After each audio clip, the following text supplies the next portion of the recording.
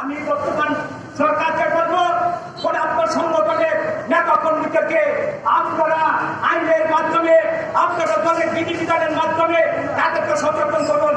তারা দলের বিশ্ববিদ্যালয় সহ বাংলার আনাচে কানাচে তারা যে সন্ত্রাসী কার্যকলাপ চালাচ্ছে, তারা যে জুলুম চালাচ্ছে, তারা যেভাবে মানুষের উপর আক্রমণ করছে, এটা এই বাংলার জনগণ তারা কখনো আশা করেনি, আমরা কখনো সেটা মেনে নিতে পারি না।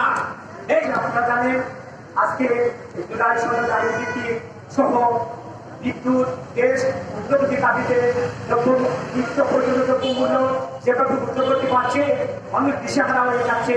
এই দেশে আইন শৃঙ্খলা অবনতি হচ্ছে। এই দেশের মানুষ শান্তিতে সারাদিন পরিশ্রম করে ঘুমানোর সময় শান্তিতে ঘুমাতে পারছে না। রাতে বারবার কারেন্ট চলে যাচ্ছে।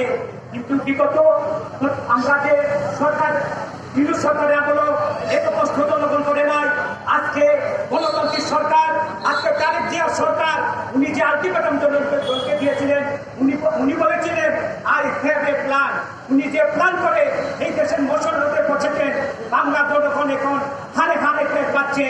আমি বর্তমান সরকারকে বলবো, প্রধানমন্ত্রী তারেক জিয়াকে বলবো, আপনারা এখনো সচেতন হন।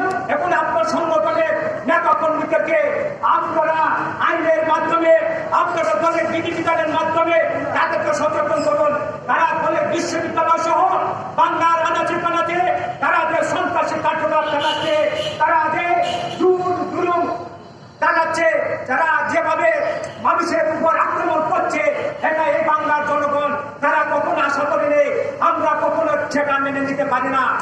এই দেশের মানুষ রক্ত দিতে শিখেছে, বারবার রক্ত দেওয়ার জন্য প্রস্তুত আছে।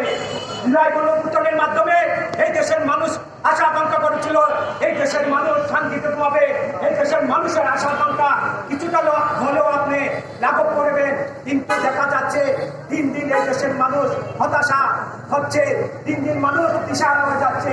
তাই ইসলামী আন্দোলন বাংলাদেশের এই ব্যানারে আজকে প্রধানমন্ত্রী তারেক জিয়া সহ যারা সরকারে আছেন, প্রশাসন সহ সবাইকে বলবো, আসুন আমরা সবাই ঐক্যবদ্ধ হয়ে আমরা এই দেশে শান্তির জন্য আমরা রাজপথে থাকবো, এই দেশের কল্যাণের জন্য বিশ্বের যমুনায় যখন যে অবস্থায় আপনাদেরকে আহ্বান করবেন, আপনারা সবাই প্রস্তুত আছেন তো?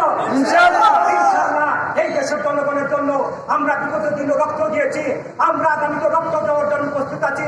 এই দেশের জনগণের জানমাল নিরাপত্তার জন্য আমরা সার্বক্ষণিকভাবে সর্বসময় আমরা আন্দোলন সংগ্রামে ঝাঁপিয়ে পড়বো। এই আশা প্রত্যাশা রেখে আগামী প্রতিটি আন্দোলন সংগ্রামে আপনারা সচেতনভাবে অংশগ্রহণ করবেন এবং সারা দেশের মানুষকে ঐক্যবদ্ধ হয়ে যেখানে জুলুম নির্যাতন, যেখানে অন্যায় অবিচার, তার প্রতিহত করা আহ্বান জানিয়ে আমি আবার শুভেচ্ছা বক্তব্য শেষ করছি। সবাইকে ধন্যবাদ। ইসলামী আন্দোলন বাংলাদেশ জিন্দাবাদ।